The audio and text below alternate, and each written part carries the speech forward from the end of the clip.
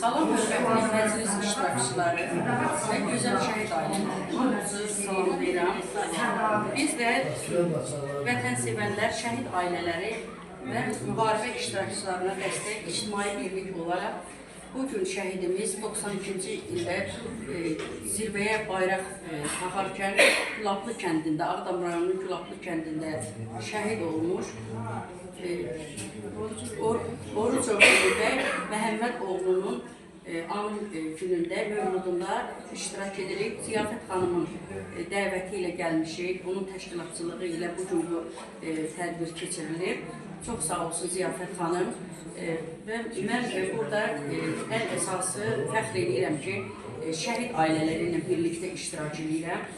Onun yoldaşı Dilşad xanım çox sağ olsun. Həqiqətən də Azərbaycan xanımının adını daşıyan şərəfli bir həyat yolu keçmiş şəhid ailəsinin adına layiq olan bir xanımdır.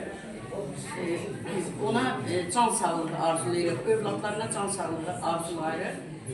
Burada biz 44 günlük Qarabağ uğrunda gedən döyüşlərdə qəhrəmancasına həlak olmuş Vətən müharibəsi şəhidimiz Gülbəniz anadır. O, Əli Heydərovun anasıdır. Evinin yeganə oğlunu Qarabağ uğrunda gedən döyüşlərdə itirmişdir.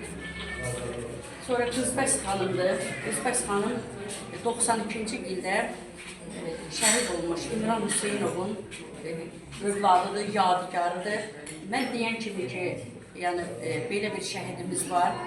İndiyə kimi bu qədər də tanınmayıb, amma heç vaxtı mən o sözü deyə bilmərəm.